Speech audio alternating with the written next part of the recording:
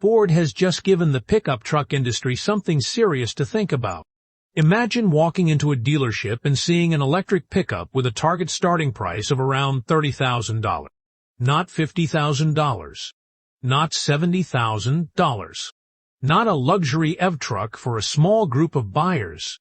Around $30,000. And this isn't just another futuristic EV design. Ford says this mid-size electric pickup is being built from the ground up around affordability, simplicity, and practical use. Production is expected in 2007, with a target MSRP of about $30,000. But the big question is obvious. How can Ford build an electric pickup at this price when batteries alone are so expensive? Did Ford shrink the battery? Remove features? Sacrifice performance? Or is it doing something more fundamental? The answer is more interesting. Ford isn't just making an EV cheaper, it is redesigning the entire system. From battery chemistry to wiring, parts count, vehicle architecture, and even factory assembly.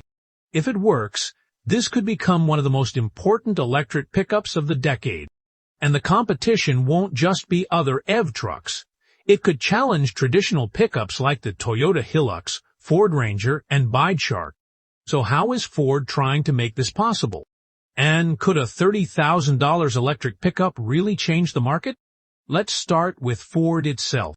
Ford is not new to trucks. It has built them for generations, and in the U.S. the Ford name is almost inseparable from pickups. The F-Series is the clearest example.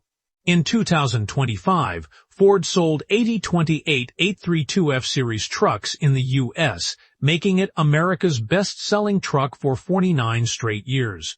That's nearly half a century of dominance. The Maverick is also a major success, with 51 units sold in 2025, while the Ranger reached 60 units. The Ranger is especially important globally. In Europe, it has been the best-selling pickup for 11 consecutive years, with nearly half the segment share. This shows Ford understands pickup buyers across different markets: full-size, mid-size, work-focused, and lifestyle users. That experience matters for its upcoming EV. Ford already has the brand, customers, dealerships, and service network. It isn't starting from zero. So why build a $30,000 electric pickup at all? Because the market is changing. Buyers care more about total cost. Fuel prices, maintenance, and operating expenses matter more than ever. Fleet operators and small businesses especially focus on long-term cost. But EVs still have one major barrier: price. For many buyers, electric trucks are simply too expensive compared to gasoline or diesel alternatives. That's where Ford sees opportunity. Instead of positioning EVs as premium products, Ford wants to bring them into the affordable segment. The key is cost reduction at every level. First is the battery. Ford is using lithium iron phosphate, LFP chemistry, which avoids expensive materials like nickel and cobalt. LFP uses iron and phosphate, which are cheaper and more abundant. Ford will also use prismatic cells, which are more space efficient and simplify packaging. Small improvements in structure, wiring, and assembly all add up. Hundreds of small savings can significantly reduce total cost. The batteries will be produced at Ford's Blue Oval Battery Park in Michigan, which is already preparing LFP production for EV use. Another key strategy is battery size. Ford claims its platform is efficient enough to use a battery up to one-third smaller than competitors while maintaining similar range. A smaller battery means lower cost, less weight, and better efficiency. That creates a cycle: lighter vehicle, pottery, smaller battery, lower cost, better efficiency.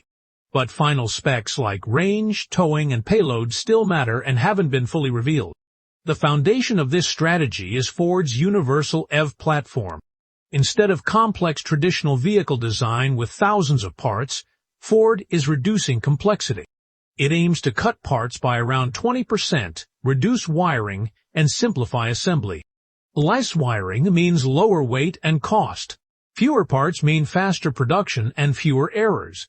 Even small savings per vehicle become massive at scale. Ford is also rethinking manufacturing itself. Instead of a single assembly line, it is developing an assembly tree. The vehicle is built in sections, front, rear, and center, then joined at the end. This allows parallel production, faster assembly, and more flexibility. Ford is investing about $2 billion in its Louisville plant and around $5 billion overall in the program, including battery production. Nearly 4,000 jobs are expected. The truck itself will be a four-door midsize pickup designed for both work and daily use. It will offer more passenger space than a Toyota RAV4, a traditional bed, and a front storage compartment, frunk. The battery placement under the floor lowers the center of gravity, improving stability. Ford also claims acceleration similar to a Mustang EcoBoost, though real-world performance will depend on final production specs. But a truck is more than speed. It needs range, towing, payload, and durability. Electric trucks also face challenges. Towing reduces range, cold weather affects efficiency, and charging infrastructure is still uneven. However, EVs offer advantages too. Lower running costs, fewer moving parts, and potential home charging convenience. For many users, especially city drivers, contractors, and fleet operators, this could be ideal. Another advantage is onboard power. The truck could act as a mobile generator for tools and equipment, which is valuable for job sites. Ford is also building a software-defined architecture allowing over-the-air updates and future feature improvements. But the biggest question remains price. $30,000 is a target, not a guarantee. Higher trims, options, and market conditions will affect final pricing. Still, even as a target, it is significant, because it changes expectations. Now let's compare competition. The Toyota Hilux is known for durability and global reliability. It dominates in regions with limited charging infrastructure. It won't be replaced easily.